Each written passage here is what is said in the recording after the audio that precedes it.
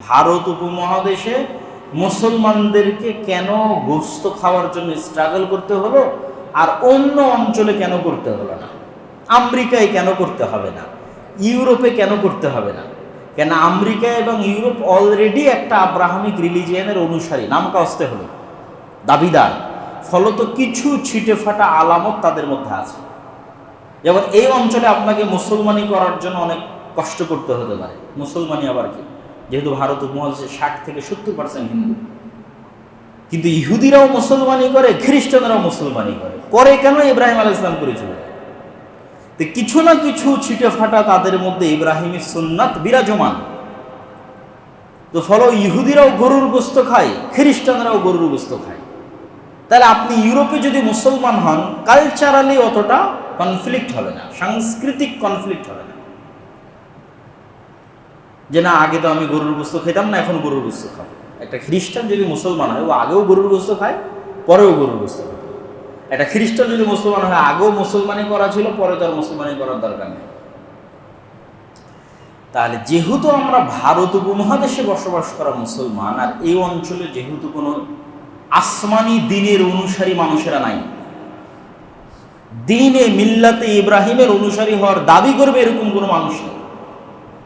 এ অঞ্চলে বসবাস করে এমন সব মানুষ যাদের দিন কোনো দিনের কাতারে পড়ে না, যাদের ধর্ম কোনো ধর্মের কাতারে পড়ে না। ফলত এই অঞ্চলে যেই মুসলমান হয়েছে, ওকে গোশত খাওয়ার জন্য কি করতে হয়েছে? লড়াই করতে হয়েছে।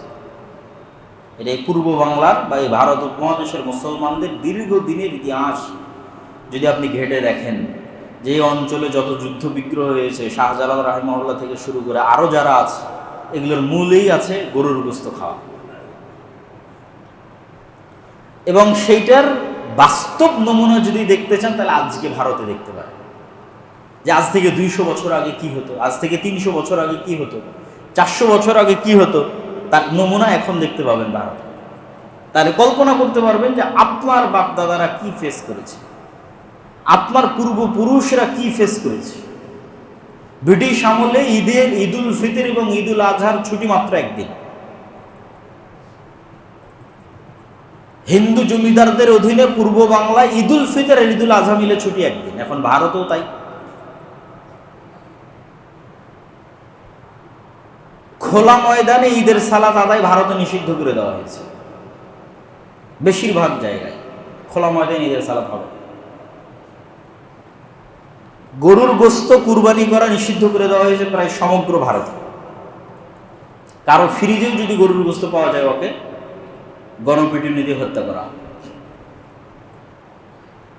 তো আপনি আরো বেশি স্বাধীনতা ভোগ করতে চান। সৌদি আরবের মুসলমান এই ফিলিংসটা বুঝতে পারবে না, ইউরোপ আমেরিকার মুসলমান এই ফিলিংসটা বুঝতে পারবে না, যেটা পূর্ব বাংলার মুসলমান হয়ে আপনি বুঝতে পারবেন। এই বাংলার মুসলমান হয়ে, বাংলাদেশের মুসলমান হয়ে, মুসলিম বাংলার মুসলমান হয়ে আপনি বুঝতে পারবেন যে আপনার বাপদাদা কি ফাইট দিয়েছে। কেন তারা বলতো যে 47-এ আমাদের আলাদা দেশ লাগবে, কি জন্য বলতো? আল্লামা ইকবাল বলেন, মিস্টার জিন্না বলেন, হোসেন শহীদ সোহরাওয়ার্দী বলেন, শের বাংলা একে ফজলুল হক বলেন, অথবা 180-90 বছরের ব্রিটিশ বিরোধী আন্দোলন বলেন, কেন তারা বলতো যে মুসলমানদের আলাদা দেশ লাগবে? মুসলমানদের এই সাংস্কৃতিক, এই ইবাদতের যে স্বাধীনতা, এই স্বাধীনতা আপনাকে এই 47 ভিত্তিক মুসলমানদের আলাদা দেশের যেই সুফল, সেই সুফল থেকে আমি এবং আপনি পাচ্ছি। এই জন্য যারা মুসলমানদের এই আলাদা স্বাধীন দেশের বিরোধিতা করে এবং 47-এর আন্দোলনকে যারা স্বীকৃতি দিতে চায় না, তারা মূলত মুসলমানদের 180-190 বছরের ব্রিটিশ বিরোধী আন্দোলনকে স্বীকৃতি দিতে চায় না। 47-কে যারা স্বীকৃতি দিতে চায় না, তারা মূলত গাদ্দারে কওম, জাতির গাদ্দার। তারা কি চায়? তারা চায় আমরাও যেন ওই একই কষ্টের মধ্যে থাকি, শান্তিমতো বাইরে ঈদের সালাত আদায় করতে পারবো না, শান্তিমতো গরু জবাই করতে পারবো না, ভয়ে ভয়ে থাকতে হবে। ভারতের মুসলমানদের এখন যে ফিলিংস, সেই ফিলিংস আপনাকে ফিল করার চেষ্টা করতে হবে, আর আপনাকে আরও বেশি করে এই আইয়ামে তাশরিক আল্লাহ শুকরিয়া আদায় করতে হবে। আল্লাহু আকবার, আল্লাহু আকবার, লা ইলাহা ইল্লাল্লাহ, আল্লাহু আকবার, আল্লাহু আকবার, ওয়ালিল্লাহিল হামদ। আর শিক্ষা কি? এই কুরবানি থেকে শিক্ষা হচ্ছে ইব্রাহিম আলাইহিস সালাতু ওয়াস সালামের জীবনী। ইব্রাহিম আলাইহিস সালাতু ওয়াস সালামের জীবনী থেকে যে শিক্ষা নিতে না পারবে, ও আসলে কুরবানির শিক্ষাটা নিতে পারবে না। ইব্রাহিম আলাইহিস সালাতু ওয়াস সালামের পুরো পরিবারকে আল্লাহ সুবহানাহু ওয়া তাআলা যেভাবে কবুল করেছেন এবং পৃথিবীতে আদর্শের রোল মডেল করে দিয়েছেন ইব্রাহিমের পরিবারকে, পিতা হিসেবে ইব্রাহিম, স্বামী হিসেবে ইব্রাহিম, স্ত্রী হিসেবে ইব্রাহিমের স্ত্রীরা, সন্তান হিসেবে ইব্রাহিমের সন্তানেরা, যে সম্পূর্ণ একটা আদর্শ রোল মডেল করে দিয়েছেন, তার নজির ইতিহাসে পাওয়া যায় না। আল্লাহ সুবহানাহু ওয়া তাআলা কোরআন মাজিদে বলছেন, ওয়াহাবনা লাহু ইসহাক ওয়া ইয়াকুব, আমি তাকে ইসহাক দিয়েছি, ইয়াকুব দিয়েছি, ওয়া জাআলনা ফি যুররিয়াতিহিন নবুওয়াতা ওয়াল কিতাব, আর ইব্রাহিমের বংশের মধ্যে নবুওয়াতকে আর আসমানি কিতাবকে সীমাবদ্ধ করে দিয়েছে। ইব্রাহিমের বংশের বাইরে আর ইব্রাহিমের পরে আমি কোনো নবী পাঠাইনি, পাঠাবো না, আর কোনো কিতাব পাঠাইনি, পাঠাবো না। তাহলে ইব্রাহিমের পরে নবুওয়াত আর কিতাব ইব্রাহিমের বংশে সীমাবদ্ধ হয়ে গেছে। তো এই যে ইব্রাহিম আলাইহিস সালাতু ওয়াস সালামের সম্মান, তো ওনার ইতিহাস থেকে তো আমাকে এবং আপনাকে শিক্ষা নিতে হবে। এই জন্য ইব্রাহিম আলাইহিস সালাতু ওয়াস সালামের সংক্ষিপ্ত ইতিহাস। আজ থেকে প্রায় 4,500 বছর পূর্বে ইরাকের বর্তমান যে রাজধানী বাগদাদ, যেটাকে ওই যুগে বাবেল নামে চিনা হতো, যে বাবেল নগরীতে হারুত এবং মারুত নামক ফেরেশতা অবতীর্ণ হয়েছে, সেই নগরীর মন্ত্রী পরিষদের মন্ত্রী ঘরে বা রাজ পরিষদের রাজঘরে ইব্রাহিম আলাইহিস সালাতু ওয়াস সালামের জন্ম হয়। ইব্রাহিম আলাইহিস সালাতু ওয়াস সালামের পিতা সেই রাজ পরিবারের প্রধান পুরোহিত বা প্রধান যাজক, প্রধান ধর্মগুরু। মূর্তি বানানো এবং মূর্তি দেখাশোনার মূল দায়িত্ব যার হাতে ন্যস্ত, আজার। তার ঘরে ইব্রাহিম আলাইহিস সালাতু ওয়াস সালামের জন্ম হয়। ইব্রাহিম আলাইহিস সালাতু ওয়াস সালামকে আল্লাহ তার সেলফ অ্যানালাইসিস, শার্প মেধা, হিকমা, যা আল্লাহ জন্মগত দিয়েছিল, যেটার মাধ্যমে তিনি আল্লাহর তাওহীদ পান, আল্লাহ সুবহানাহু ওয়া তাআলা তাকে হেদায়েত দেন। তার মনের মধ্যে প্রশ্ন তৈরি হয়, তিনি নিজেই সে প্রশ্নের উত্তর খোঁজার চেষ্টা করেন। আশেপাশের মানুষকে দেখেন সূর্যের ইবাদত করে, চন্দ্রের করে, তারকার করে, ওগুলো নিয়ে উনিও চিন্তা করতে থাকেন যে সূর্যের ইবাদত কেন করব, চন্দ্রের কেন করব, তারকার কেন করব, এবং প্রত্যেকটা কেন করব না তার একটা করে লজিক বের করতে থাকেন। এই যে সেলফ অ্যানালাইসিস করতে করতে করতে করতে উনি এই সিদ্ধান্তে পৌঁছেন, যেটা আল্লাহ কোরআনে ভাবে বলছে, ইন্নী ওয়াজ্জাহতু ওয়াজহিয়া লিল্লাযী ফাতারাস সামাওয়াতি ওয়াল আরদা হানিফান ওয়া মা আনা মিনাল মুশরিকিন, আমি আমার সকল চিন্তা চেতনা, ধ্যান ধারণা মনোনিবেশ করছি, সন্নিবেশিত করছি, একীভূত করছি একমাত্র ওই সত্তার দিকে, যিনি আসলে এই আসমান, এই জমিন, এই সূর্য, এই নক্ষত্র, এই গ্রহ সব আসলে যিনি তৈরি করেছেন, যাকে দেখতে পাচ্ছেন, যিনি আড়ালে আছেন সব। ওয়ামা আনা মিনাল মুশরিকিন, আর আমি মুশরিকদের অন্তর্ভুক্ত নই। ইন্নী বারিউম মিম্মা তুশরিকুন, হে আমার জাতি, তোমরা যে শিরক করতেছো, এই শিরক থেকে আমি মুক্ত এবং পবিত্র। এই যে ইব্রাহিম আলাইহিস সালাতু ওয়াস সালাম আল্লাহর তাওহীদের যে সন্ধান পেলেন, এই দাওয়াত উনি পৌঁছে দিলেন প্রথমে তার বাবার কাছে, তারপরে পৌঁছে দিলেন সমাজের লোকের কাছে। বাবার কাছে পৌঁছে দিলেন কীভাবে? আতাত্তাখিযু আসনামান আলিহা ইয়া আবাতি লিমা তা'বুদু মা লা ইয়াসমাউ ওয়া লা ইয়াবসুরু ওয়া লা ইউগনি আনকা শাইআ। ইব্রাহিম তার পিতাকে ডাক দিয়ে বলল, হে আমার পিতা, এমন মূর্তির কেমনে ইবাদত করেন যে শোনে না, যে দেখে না, যে আপনার কোনো উপকার করতে পারে না। তো বিভিন্ন যুক্তি দিয়ে যখন তিনি তার বাবাকে দাওয়াত দিলেন, তখন তার বাবার পাল্টা উত্তর ছিল, হে ইব্রাহিম, আরাগিবুন আনতা আন আলিহাতি ইয়া ইব্রাহিম, ইব্রাহিম তুমি কি চাও আমি আমার এই মূর্তি, এই প্রভুদের থেকে মুখ ফিরিয়ে নিই? লা ইল্লাম তানতাহি লা আরজুমান্নাক, তুমি যদি তোমার এই দাওয়াত দেওয়া বন্ধ না করো আমি তোমাকে পাথর দিয়ে মারবো। লা আরজুমান্নাক, পাথর দিয়ে আঘাত করা। ওয়াহজুরনি মালিয়া, আর তুমি এক্ষুনি আমার এখান থেকে, আমার ঘর থেকে বের হয়ে যাও। হকের দাওয়াতে ঘর থেকে প্রথম বাধা আসে।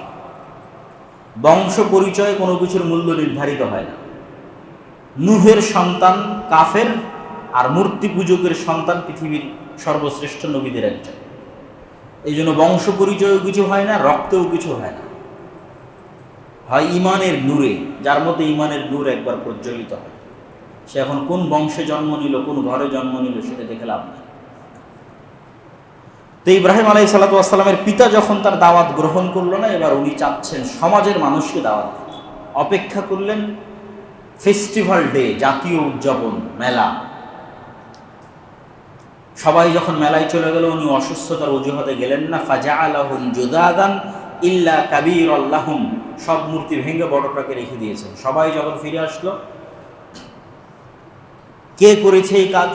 আফআলতা আনতা হাযা বিআলিহাতিনা ইব্রাহিম, আনতা ফাআলতা হাযা, হে ইব্রাহিম তুমি কি আমাদের প্রভুদের সাথে, আমাদের ইলাহদের সাথে এই কাজ করেছো ইব্রাহিম তুমি? কেন সবার সন্দেহের তীর ইব্রাহিমের দিকে, যেহেতু মূর্তি বিরোধিতার গন্ধ তার কাছ থেকে আসে, আর সে মেলায় যায়নি। তখন ইব্রাহিম আলাইহিস সালাতু ওয়াস সালাম বলছেন, ফাসআল বাল কাবীরুহুম, বরং এই ঘটনা ঘটিয়েছে সবচেয়ে বড়টা। তোমরা পারলে এদেরকে জিজ্ঞেস করো, ইনকানু ইয়ানতিকুন, যারা আহত অবস্থায় পড়ে আছে এদের জিজ্ঞেস করো যদি এরা কথা বলতে পারে। তখন ওরা বলছে ইব্রাহিমকে, কাদ আলিমতা, ইব্রাহিম তুমি তো আগে থেকেই জানো যে হাউলাই লা ইয়ানতিকুন, এরা কথা বলতে পারে না। এই উত্তরের অপেক্ষা ইব্রাহিম আলাইহিস সালাম ছিলেন। এটা মূলত ওনার দাওয়াত দেওয়ার একটা পদ্ধতি, একটা কৌশল। মূর্তি ভাঙতে হবে রাগে ক্ষোভে, এই উদ্দেশ্য নয়। এই পয়েন্টে তো ওরা আসবে। বড়টাকে তো এই জন্যই রাখা আছে যে উনি বলবেন যে যেগুলো আহত হয়েছে এগুলোকে জিজ্ঞেস করে বড়টাই ভেঙেছে।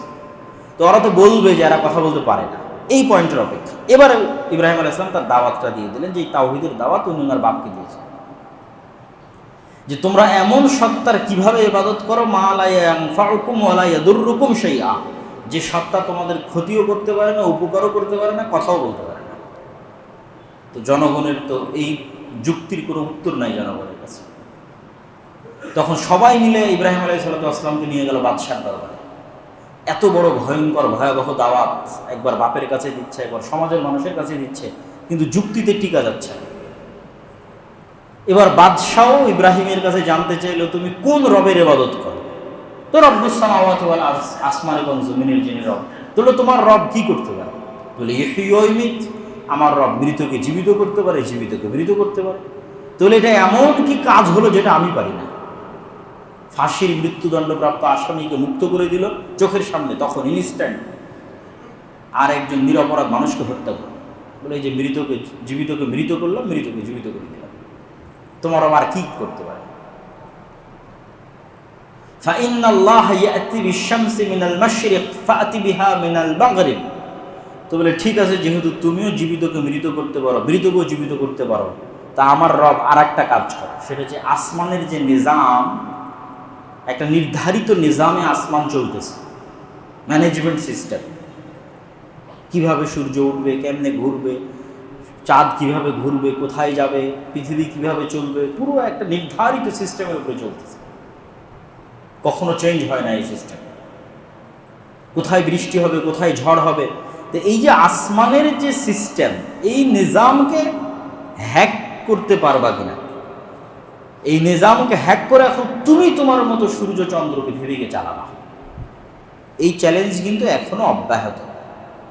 পৃথিবীর বিজ্ঞান এবং সভ্যতা যত উন্নতিতে যাবে, তত এই চ্যালেঞ্জের দাবি আরো বাড়বে, যে তোমরা আসমানি নিজামকে হ্যাক করো, যে তোমাদের সিস্টেম অনুযায়ী, তোমাদের নিজাম অনুযায়ী সূর্যচন্দ্র এবং গ্রহ নক্ষত্রকে চালাও। ফাবহিতাল্লাযী কাফার, তো এটা তো সম্ভব ছিল না। সূর্য প্রতিদিন পূর্ব দিকে উঠে পশ্চিম দিকে উঠাও, নিজামকে হ্যাক করো, আসমানের যে নিজাম আছে। তো যখন সবাই ইব্রাহিম আলাইহিস সালামের কাছে যুক্তিতে পরাজিত হলো, তখন তাকে আগুনে জ্বালানোর আদেশ দেওয়া হলো। হাররিকুহু ওয়ানসুরু আলিহাতাকুম, আগুনে জ্বালাও, তোমাদের ইলাহদের সহযোগিতা করো। আগুনে জ্বালানো হলো। আল্লাহ বললেন, কুলনা ইয়া নারু কুনি বারদান ওয়া সালামান আলা ইব্রাহিম, হে আগুন তুমি ইব্রাহিমের জন্য ঠান্ডা শীতল বরফ হয়ে যাও। আগুন জ্বলে পুড়ে ছারখার হয়ে শেষ। ইব্রাহিম আলাইহিস সালাম অক্ষত অবস্থায় বের হয়ে আসলো। বাদশাহ বুঝলো তার কোনো ক্ষতি করা যাবে না, তাই এলাকা থেকে বের হয়ে যেতে বলল। ইব্রাহিম আলাইহিস সালাম ইরাক থেকে হিজরত করলেন শামে, ফিলিস্তিনে। রাসূল সাল্লাল্লাহু আলাইহি ওয়াসাল্লাম বললেন, দুই জায়গায় কিয়ামত পর্যন্ত হক থাকবে। একটা দারুল হিজরা লি মুহাম্মদ, মুহাম্মদ সাল্লাল্লাহু আলাইহি ওয়াসাল্লাম যেখানে হিজরত করে গেছে, যেটা মুহাম্মদ সাল্লাল্লাহু আলাইহি ওয়াসাল্লামের দারুল হিজরা। আর একটা হচ্ছে ইব্রাহিম আলাইহিস সালামের দারুল হিজরা, ইব্রাহিম আলাইহিস সালাম যেখানে হিজরত করে গেছে। তাহলে মুহাম্মদ সাল্লাল্লাহু আলাইহি ওয়াসাল্লাম মক্কা থেকে হিজরত করে গেছে মদিনায়, আর ইব্রাহিম আলাইহিস সালাম ইরাক থেকে হিজরত করে গেছে শাম বা ফিলিস্তিনে। তাহলে কিয়ামত পর্যন্ত এই দুই জায়গায় হক এবং হকের অনুসারীরা থাকে এবং আছে। দিন সবসময় এই দুই জায়গায় বিজয়ী থাকবে। ইব্রাহিম আলাইহিস সালাম তার বিবাহ কখন কিভাবে হলো এটার বর্ণনা পাওয়া যায় না। বাড়ি থেকে যখন বের করে দেয় তখনই বিবাহিত, না যখন ফিলিস্তিনে গিয়ে আশ্রয় নিলেন, স্বামী গিয়ে আশ্রয় নিলেন তখন বিবাহ করলেন, আল্লাহু আ'লাম। লূত আলাইহিস সালামের যে ঘটনা, ওটা ইব্রাহিম আলাইহিস সালামের জীবদ্দশায় যখন তিনি স্বামী। তো ইব্রাহিম আলাইহিস সালাম একদিন তার স্ত্রী সারাকে সাথে করে নিয়ে খাদ্য সংগ্রহের উদ্দেশ্যে মিশর যাচ্ছে।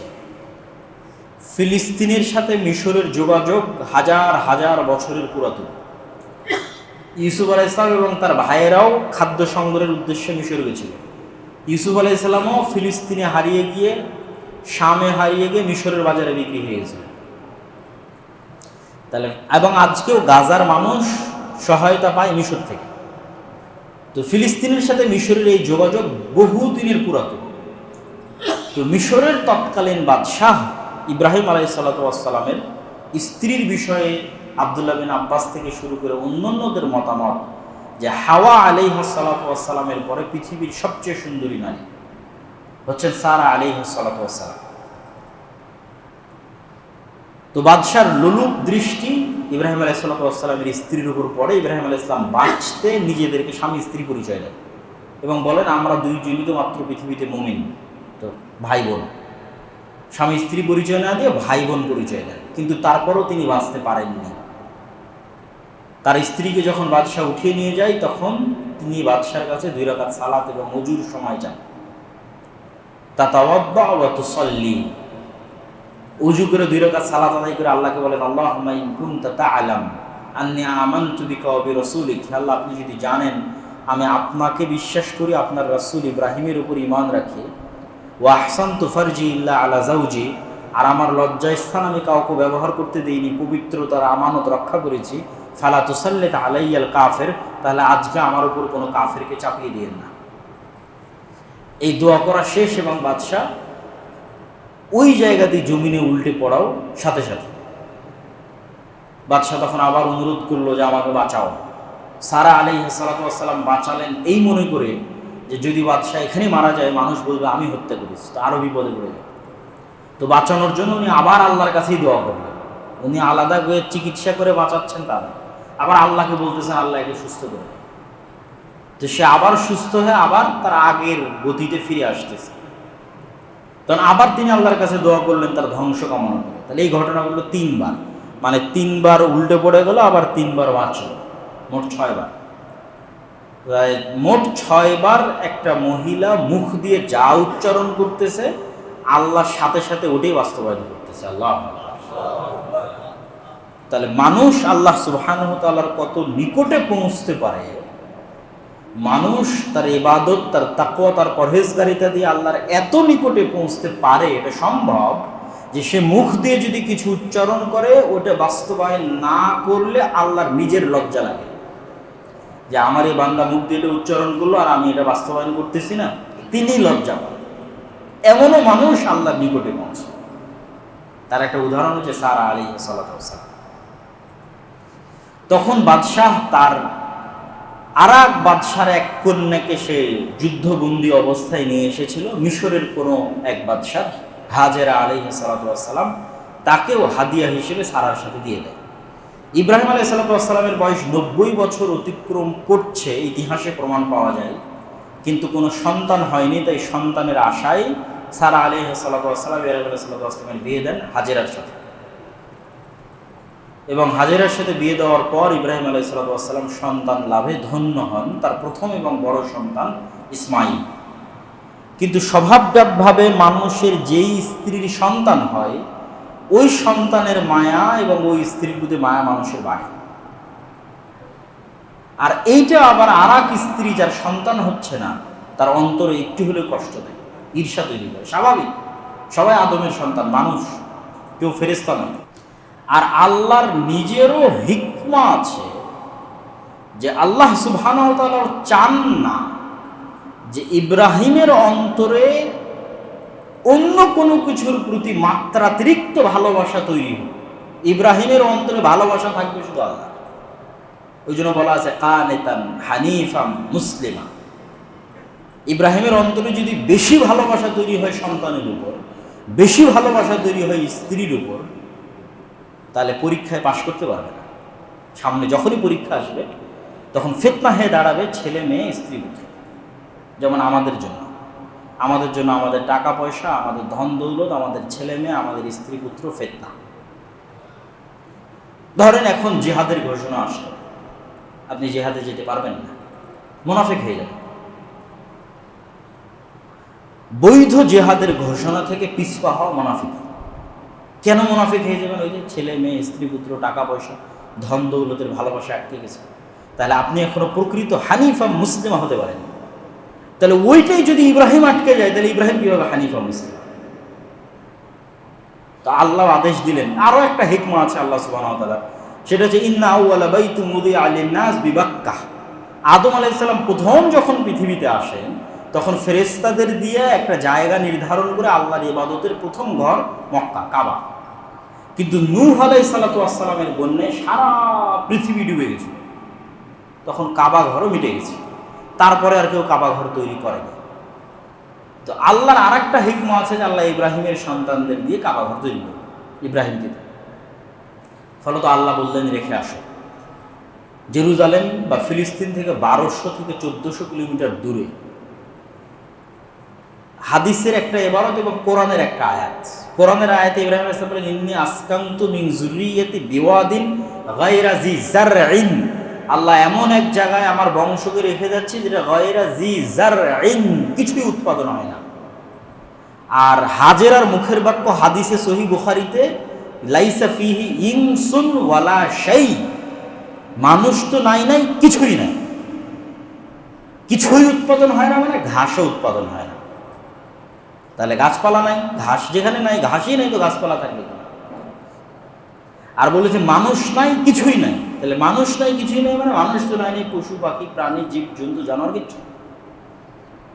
তাহলে জীবন ধারণের কোনো ব্যবস্থাপনা নাই। এরকম জায়গায় যখন রেখে আসতেছেন, হাজেরা পিছন থেকে বলছেন আইনা তাযহাবা আনতা ইব্রাহিম, আপনি কোথায় যাচ্ছেন? 3 বার পড়ার পরও কোনো উত্তর না পেয়ে তিনি বলছেন আল্লাহ আমারাক, আল্লাহ কি আপনাকে আদেশ দিয়েছে? না, আল্লাহ আদেশ দিয়েছে। তখন স্ত্রী বলছে ফালা ইউদাইআনাল্লাহু আবাদা, যদি আল্লাহর আদেশ হয়ে থাকে তাহলে আমাদের নিরাপত্তার দায়িত্ব আল্লাহর উপর, আমাদের রিজিক এবং হেফাজতের দায়িত্ব আল্লাহর উপর। তাহলে আমাদের আর কোনো ক্ষতি হবে না। এই যে ঈমান, এই তাওয়াক্কুল, এই ভরসা যদি আপনি এই কুরবানির সময় না শিখতে পারেন, তাহলে এই কুরবানির ফায়দা হবে। ইব্রাহিমের জীবনী থেকে শিখতে হবে। তো ইব্রাহিম আলাইহিস সালাম আড়ালে গিয়ে দোয়া করছেন ইন্না আসকানতু, ওই যে আয়াতের অনুবাদ করলাম, হে আল্লাহ এমন জায়গায় রেখে যাচ্ছে যে জায়গায় কিছু উৎপাদন হয় না। কেন রেখে যাচ্ছি? রব্বানা লিইকিমুস সালাহ, ওই আয়াতের মধ্যেই আছে আল্লাহ এদের রেখে যাচ্ছে এরা এখানে সালাত প্রতিষ্ঠা করে। তাহলে সালাতের গুরুত্ব দেখে। দোয়ার মধ্যে প্রথমে বলছে আল্লাহ এমন জায়গায় রেখে যাচ্ছে যেখানে কিছু উৎপাদন হয় না। আল্লাহ এদের রেখে যাচ্ছে কেন? লিইকিমুস সালাহ, এরা এখানে সালাত প্রতিষ্ঠা করে। আল্লাহুম্মা জাআল আফইদাতান মিনান নাস, হে আল্লাহ মানুষের কিছু মানুষের অন্তরকে তাহবি ইলাইহিম, এদের দিকে ঘুরিয়ে দেন, এই শহরের দিকে ঘুরিয়ে দেন, এখানে মানুষজন আসুক, বাস করুক, নাহলে এরা থাকবে কিভাবে? ওয়ারযুকহুম মিনাস সামারাত, আর ফলমূল থেকে এদের খাবারের ব্যবস্থা। এই দোয়া ইব্রাহিম আলাইহিস সালামের, যে কোরআনের আয়াতে আল্লাহ সুবহানাহু ওয়া তাআলা বলছেন। তো এইভাবেই ঘটনা ঘটল। তারপরে তো সাফা মারওয়ার দৌড়াদৌড়ির ঘটনা আপনারা জানেন, জিবরাইল আলাইহিস সালাতু ওয়াস সালামের আগমন এবং জমজম কুয়া তৈরি হওয়ার ঘটনা জানেন। সাফা মারওয়ার এই ঘটনা থেকেও শিক্ষা হচ্ছে যে হাজেরা আলাইহিস সালাতু ওয়াস সালাম যে সাফা এবং মারওয়ায় দৌড়াচ্ছেন, এটা কোনো ইবাদত নয়। ওই জায়গায় যদি আমি আপনি থাকতাম তো পানির জন্য এভাবেই দৌড়াতাম, পাহাড়ে উঠে দেখার চেষ্টা করতাম আশেপাশে কোনো মানুষ দেখা যায় কিনা, আশেপাশে কোথাও পানি দেখা যায় কিনা। কিন্তু হাজেরা ইবাদত নয়, উনিও পানির সন্ধানে এই যে দৌড়াদৌড়ি করলেন, তো ওনাদের তাকওয়া পরহেজগারিতা এবং আল্লাহর উপর ঈমান এবং আল্লাহর উপর ভরসা কোন লেভেলের ছিল যে হাজেরার এই সাধারণ কাজকে আল্লাহ কিয়ামত পর্যন্ত ইবাদত বানিয়ে দিয়েছে। শুধু ইবাদত নয়, যেখানে পৃথিবীর সর্বশ্রেষ্ঠ মানুষ ওই ইবাদত করবে, মুহাম্মদ সাল্লাল্লাহু আলাইহি ওয়াসাল্লাম। এবং কোরআনে আয়াত অবতীর্ণ করে আল্লাহ বললেন, ইন্না সাফা ওয়াল মারওয়াতা মিন শাআইরিল্লাহ, সাফা এবং মারওয়া হচ্ছে আল্লাহর নিদর্শন। তারপরে ইব্রাহিম আলাইহিস সালাতু ওয়াস সালাম জেরুজালেম থেকে মক্কায় যাতায়াত করেছেন মোট 5 বার। একবার রেখে আসলেন, দ্বিতীয়বার ফালাম্মা বালাগা মাআহু সাইয়া, যখন ইসমাঈল আলাইহিস সালাতু ওয়াস সালাম দৌড়াদৌড়ি করতে পারেন তখন, ইয়া বুনাইয়া ইন্নী রাআইতু ফিল মানামি আন্নী আযবাহুকা, হে আমার সন্তান, আমি স্বপ্নে দেখছি আমি তোমাকে জবাই করতেছি। নবীদের স্বপ্ন আল্লাহর ওহী, শুধু নবীদের নয়, কিয়ামত পর্যন্ত ওহীর একটা দরজা খোলা আছে, সেটা সত্য স্বপ্ন। রাসূল সাল্লাল্লাহু আলাইহি ওয়াসাল্লামের হাদিস, কিয়ামত পর্যন্ত ওহী এবং নবুয়তের একটা দরজা খোলা আছে, যেটা হচ্ছে সত্য স্বপ্ন। এটা দিয়ে কেউ দাবি করতে পারবে না যে না আমি নবী বা আমি ওহী পাচ্ছি, এটা না। কিন্তু যেই মাধ্যমে নবীরা সত্য পেতেন, যেই মাধ্যমে নবীরা ওহী পেতেন, সেই মাধ্যমগুলোর একটা মাধ্যম কিয়ামত পর্যন্ত খোলা থাকবে। আল্লাহর ওলিয়া উলিয়া কাছের প্রিয় মানুষেরা সত্য স্বপ্ন দেখবে, তথা আজ রাতে এই স্বপ্নে যা দেখেছে সকালে উঠে দেখে তাই হচ্ছে, আগেই সংবাদ পেয়ে যাবে কাল কি হচ্ছে, পরশু কি হচ্ছে, তারপরের দিন কি হচ্ছে, এবং দেখবে বাস্তবেই তাই হচ্ছে। এখন এরকম অসংখ্য আল্লাহওয়ালা পরহেজগার মানুষ আছে যারা রাতে যা স্বপ্নে দেখে পরের দিন তাই হয়। তো নবীদের স্বপ্ন হচ্ছে আল্লাহর আদেশ। তখন ইসমাঈল আলাইহিস সালাতু ওয়াস সালাম বললেন, ইব্রাহিম আলাইহিস সালাম ইসমাঈলকে বললেন, ফানজুর মাজা তারা, তোমার মতামত কি বলো? বলে, ইয়া আবাতি ফাআল মা তুমার সাতাজিদুনি ইনশাআল্লাহু মিনাস সাবিরিন, হে আমার পিতা, আল্লাহ আপনাকে যে আদেশ দিয়েছে সেটা করেন, আপনি আমাকে ধৈর্যশীলদের অন্তর্ভুক্ত পাবেন। তারপরে যখন ইব্রাহিম আলাইহিস সালাতু ওয়াস সালাম জবাই ফালাম্মা আসলামা ওয়া তাল্লাহু লিল জাবিন, দুইজন যখন ইসলাম গ্রহণ করলো, মুসলিম মানে কি, দুইজন এখানে ইসলাম গ্রহণ করলো মানে কি, শাব্দিক অর্থ করতেছে। ফালাম্মা আসলামা মানে একজন নিহত হওয়ার জন্য প্রস্তুত, আর একজন জবাই করার জন্য প্রস্তুত। কেন? এটা আল্লাহর সিদ্ধান্ত, তাই এই হলো আত্মসমর্পণ। আল্লাহর সিদ্ধান্তের সামনে এই ধরনের আত্মসমর্পণকে মুসলিম বলে, মুসলমান হওয়া বলে। ফালাম্মা আসলামা ওয়া তাল্লাহু লিল জাবিন, কাঁধ গিয়ে গিয়ে দিল। ওয়া নাদাইনাহু ইয়া ইব্রাহিম কদ সাদ্দাকতা রুইয়া, আমি আল্লাহ ডাক দিয়ে বললাম, ইব্রাহিম তুমি তোমার স্বপ্নকে সত্যে বাস্তবায়ন করেছো। ওয়া ফাদাইনাহু বিযিবহিন আযীম, আর এটা অনেক বড় পরীক্ষা, এই পরীক্ষায় তুমি পাশ করেছো, তোমার সন্তানকে আরেকটা কুরবানি দিয়ে আমি মুক্ত করে দিয়েছি। শুধু তাই নয়, তুমি যে এই পরীক্ষায় পাশ করলা, যে সন্তানের মায়া, স্ত্রীর মায়া আল্লাহর চাওয়ার উপর প্রাধান্য পেতে পারলো না, যেটা আগেই উল্লেখ করেছে আল্লাহর হিকমা, যে ইব্রাহিম হানিফা মুসলিমা হবে, আর তার অন্তরে সন্তান আর স্ত্রীর প্রতি মাত্রাতিরিক্ত ভালোবাসা থাকবে, যে আল্লাহ কোনো আদেশ দিলে সেটা বাস্তবায়ন করতে পারবে না। তো এই পরীক্ষায় যখন ইব্রাহিম পাশ করে গেল, তখন আল্লাহ বললেন, আল্লাহর তো মানুষের সন্তানের দরকার নাই। আল্লাহ বললেন, তোমার সন্তানকে কুরবানি, আর একটা কুরবানি পাঠিয়ে মুক্ত তো করলামই, ওয়াবাশশারনাহু বিগুলামিন হালিম, তোমাকে আরো একটা সন্তানের সুসংবাদ দিচ্ছি। আল্লাহ, ইসহাক আলাইহিস সালাম আর এক স্ত্রীর ঘরে, কেন এই পরীক্ষায় উনি পাশ করে গেছে। স্ত্রী পুত্র সন্তান সন্ততির ভালোবাসা আর ওনার প্রতি আল্লাহর আদেশ বাস্তবায়নে বাধা দিতে পারবে না, যেটা আমাদের জন্য এখনো ফিতনা হিসেবে আছে। আমরা সুদ খাচ্ছি, ঘুষ খাচ্ছি, কেন? আমার স্ত্রীর দরকার, সন্তানের দরকার, আরো অসংখ্য কিছু আছে, যে ফিতনাগুলো থেকে আমরা বের হতে পারতেছি না, পরিবারের চাপ। তাহলে ইব্রাহিম আলাইহিস সালাতু ওয়াস সালামের এই কুরবানি থেকে আপনাকে ওটা শিখতে হবে, নাহলে এই কুরবানির মহত্ব আপনি বুঝতে পারবেন না। ইব্রাহিম আলাইহিস সালাতু ওয়াস সালাম আরও কয়েকবার এসেছেন এই ঘটনার, এই কুরবানির ঘটনারও পরে আরও কয়েকবার এসেছে, আরও 3বার। একবার এসে ইসমাইল আলাইহিস সালামকে পাননি, বাড়িতে বৌমাকে পেয়েছেন, জিজ্ঞেস করেছেন কাইফা হাইয়াতুকুম, তোমরা কেমন আছো? বৌমা বলেছে আমরা ভালো নাই, নাহনু ফি শিদ্দা। যেমনি বলেছে ভালো নাই, ইব্রাহিম আলাইহিস সালামের মন খারাপ হয়ে গেছে, বলেছেন বাড়িতে মালিক আসতে বলিও গাইয়ের আতাবাতা বাবি, দরজার চৌকাট কপাট যেন পাল্টিয়ে নেয়। সন্তান এসে বলেছে এটা আমার বাপ ছিল, তোমাকে তালাক দিতে বলে গেছে, তুমি বাড়ি চলে যাও, বাপের বাড়ি চলে যাও। আবার অনেক দিন পর ইব্রাহিম আলাইহিস সালাম এসেছে, এসে এবারও ইসমাইল আলাইহিস সালামকে পাননি। আবার বৌমাকে জিজ্ঞেস করেছে, দ্বিতীয় বৌমা কেমন আছো? এবার এই বৌমা আসনাত আলাল্লাহ, প্রথমে আল্লাহর প্রশংসা করেছে।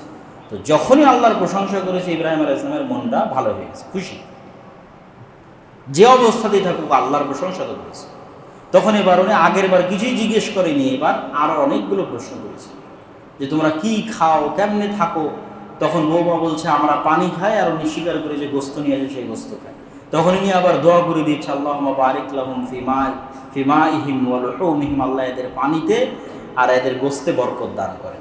আর একবার তিনি আসলেন, এবার ইসমাইল আলাইহিস সালামের সাথে দেখা হলো এবং তিনি ইসমাইলকে বললেন আল্লাহর আদেশ যে আল্লাহ এখানে ঘরের জায়গা আমাকে নির্ধারণ করে দিয়েছে। ওয়াইয ইয়ারফাউ ইব্রাহিমুল কাওয়াইদা মিনাল বাইতি ওয়া ইসমাঈল রব্বানা তাকাব্বাল মিন্না ইন্নাকা আনতাস সামিউল আলিম। বাপ বেটা দুইজন মিলে ঘর তৈরি করলো। আল্লাহ আদেশ দিয়ে বললেন ওয়াতাহহির বাইতিয়া লিত-তাইফিনা ওয়াল আকিফিনা ওয়ার রুকআইস সুজুদ, এই ঘরকে পরিষ্কার রাখতে হবে তাওয়াফকারীদের জন্য, রুকুকারীদের জন্য, সিজদাকারীদের জন্য। কাকে পরিষ্কার রাখতে হবে? ইব্রাহিম আর ইসমাঈল।